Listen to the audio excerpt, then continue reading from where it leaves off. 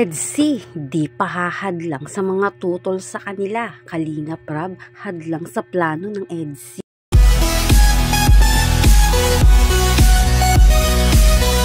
Ready na nga ba si Viansay magpakasal? EDSI, di pa hahadlang.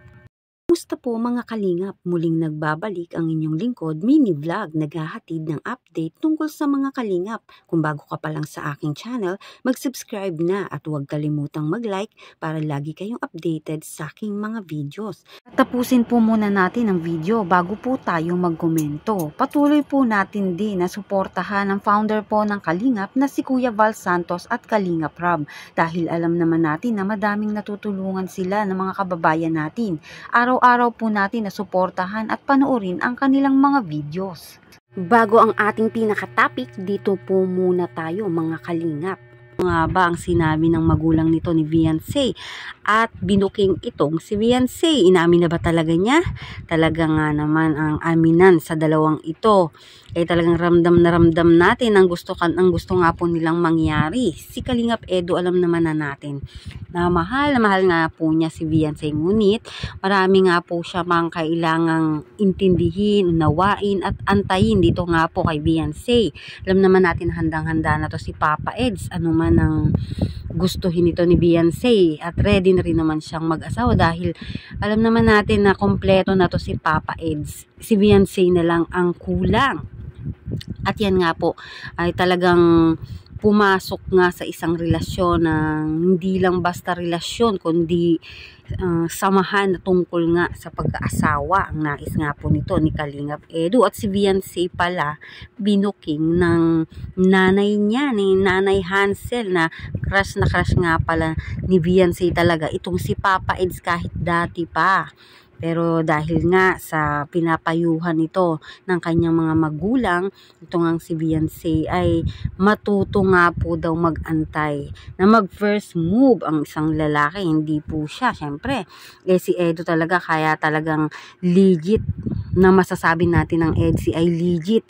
Ay hindi nga po ito naglolokohan lang sila. Sila nga po ay legit na nagmamahala na dalawa dahil kung si Papa Eds ay nanaisin talaga na mag-asawa na o magpakasal na, yan nga ay nalalaman natin na nais nga nito after 2 years o sa birthday sana. After ng birthday ay mamanhi ka na. At eto na nga mga kalingap, ang topic natin, EDSI di papadala sa mga ayaw sa kanilang plano. Kalingap Rab, di payag sa pagpapakasal ng EDSI. Bago yan mga kalingap, alam naman natin ang plano ng EDSI. Ngayon ay nalalaman nga natin kung ano ang plano ni Kalingap Edu. Tapos nga daw ng ang tapos nga daw ng 18th birthday ni Viansay ay plano nga din ng sana nga daw ay magpakasal na sila. O tanong nga, matutuloy nga ba ang nais ng dalawang ito na mangyari? Para sa akin, alam naman natin na gusto nila ang isa't isa mga kalingap. Maraming nakakakilala sa EDSI. Alam natin na sikat nga ang EDSI sa kalingap. Kaya posibleng madaming mag-sponsor niyan sa ganitong ang plano nila ng EDSI na kasalan. May iba nga po na nag-o-offer na nga sa kanila na sagot nga daw ang ganito, sagot ang ganyan. Alam natin na napakadami ng sponsor ng EDSI, lalo na kay Viansay. Maraming nagmamahal at sumusuporta nga po sa love team ng EDSI, lalo na to si Dr. Love. Alam naman natin na napakadaming sponsor na kilala si Dr. Love na makakausap niyan, lalo na nga kung matuloy nga ang kasalang EDSI. Alam natin na maraming na-excite, nagugustuhan, sana nga magkatuluyan sila. Ngunit hindi pa nga po natin alam at di pa natin sure kung ano nga ba talaga ang mangyayari. Alam niyo naman na gusto ni Kuya Val talaga para nga dito kay Papa Eds. Ito nga rin siyempre, ito nga si Viansay. Gusto nga din talaga na makasama nga o makapag-asawa na itong si Kalingap Edu. Dahil nga alam natin na matanda na din talaga itong si Kalingap Edu at ready na talagang magpakasal, ready na sa pag-aasawa, magkaroon ng sariling pamilya, ay handang-handa na to si Papa Eds. Nako, alam naman natin mga kalingap, kung magkakaroon man niya ng pamilya si Papa Eds, si Kalingap Edu, masasabi natin na magiging responsableng asawa ito si Papa Eds at responsableng ama. Kaya nga ngayon pa lang ay sinisikap na nga niya na handa na siya kung sakaling mang meron ngang makakasama o mapapangasawa na ito nga pong si Papa Eds natin. Kaya nga in-interview pa nga talaga ni Kuya Bal ang mga magulang nito ni Beyonce. At yan nga, ang magulang nga ni Beyonce ay basta nga daw nagmamahalan ang dalawa, magkasundo, ay hindi naman nga daw po sila tututol rito. At alam naman natin ang plano ni Edu, mamanhi ka na nga sa 18th birthday. Kaya naman gumawa na nga ng paraan nito si Kuya Bal para nga malaman na kung ano nga ang masasabi ng magulang ni Beyonce tungkol dito. Ay alam naman natin nagmamarathon din syempre yung mga magulang nito ni Beyonce, napapanood nila yan, yung mga interview na yan. Kaya gusto rin malaman ni Kuya Bal ano nga ba ang masasabi ng mga magulang nito ni Beyonce tungkol rito. Mamamanhi ka na nga daw si Papa Eds natin.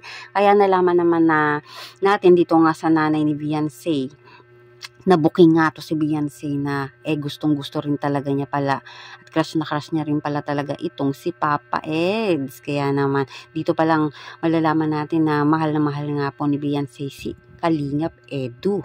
At yun nga, sa interview nga ni Kuya Bal na masasabi nga daw ng mga magulang ni Beyonce na mabuting tao si Papa Eds, hindi naman sila tutol sakali ngang maging asawa, maging boyfriend ng kanilang anak. Ito nga pong si Papa Edu. Dito naman tayo, kay Kalingap Rab naman tayo mga Kalingap. Hadlang nga daw ba sa EDSI sa usaping kasalan? Alam naman natin na hindi hahadlang yan si Kalingap Rab sa ganito nga pong mga usapan. Alam naman natin na tinutulungan ni Kalingap Rab itong si Beyonce, beneficiary ni Kalingap Rab si Beyonce, at nais din ni Kalingap Rab syempre na makatapos din syempre muna ito nga pong si Beyonce para rin naman yan syempre sa kanya. At tama nga naman yun mga Kalingap.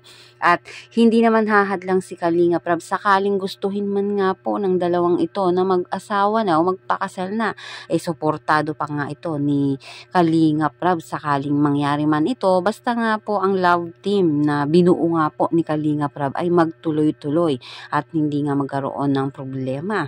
Dahil alam naman natin kahit si Kalingap Rab hindi siya tutol dito sa boyfriend o girlfriend na ng EDSI, o kung sakali man magkatuluyan ay magkaroon nga ng kasalan ay hindi ito tututol. Pero syempre mga Kalingap, meron pa rin syempreng rules ang Kalingap dito nga po kay Kalingap Rab. Kaya syempre bilang mataas sa kanila, kung ano pa rin ang rules ng kanila nga pong samahan ay kailangan irespeto pa din nga po nito nga pong EDSI. Alam naman natin masunuri naman yan si Kalingap Edu at si Beyonce.